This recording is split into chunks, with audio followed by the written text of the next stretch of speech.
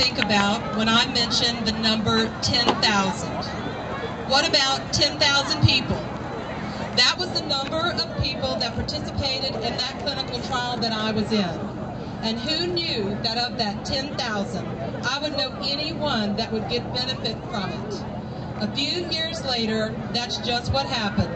Julie would directly benefit from that trial.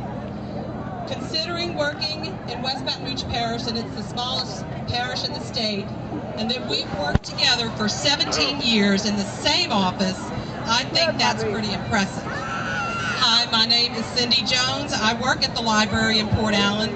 I was diagnosed with stage 2 infiltrating lobular carcinoma July 10th, 2008. In other words, breast cancer.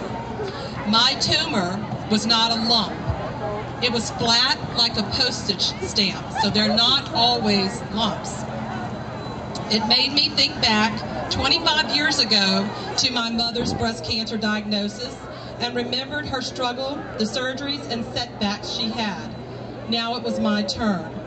My mom is here. She's still a survivor. My dad had to see us both through our cancer treatment. I'm sure it was hard on my parents, but they never missed a beat, always being uplifting and going to all the appointments with me. I was in for the fight of my life. I was in a battle with breast cancer and had to believe and have faith in my surgeon, oncologist, and radiation oncologist.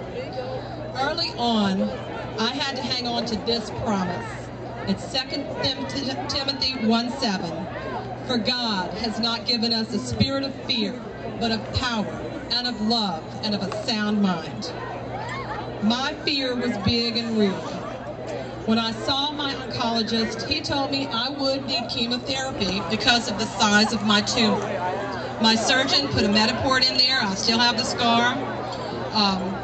It was a done deal. That was going to be part of my treatment. Later that week, I visited Dr. William Russell.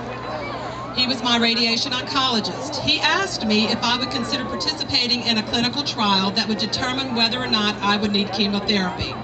It was the Oncotype DX trial, and it gave a score ranging from 1 to 100. The lower the number, the lower the need to have chemotherapy. I got the score of 7. So they called and said I did not need chemotherapy, which was a blessing. I could not even believe it. Now, it is standard procedure for all breast cancer patients. And as it turns out, Julie was able to skip having to have chemo too. I was delighted when I went for my 3rd surgery and was able to have that port removed without any incident. But Julie, now, about a year and a half ago, had to see her surgeon because she developed breast cancer.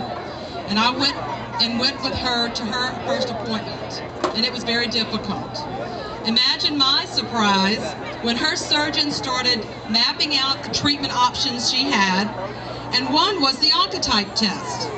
I could not believe my ears. I just laughed at her going, "Oh my God, Julie, it's the Oncotype test." And I knew that meant she could probably skip chemo.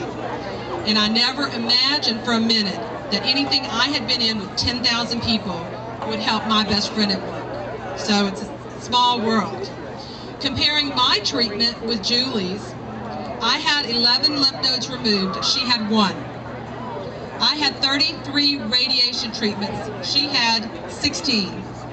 A result of clinical trials? You bet. A result of raising money at relays like this? Absolutely.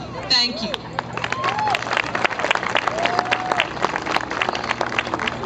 Last page.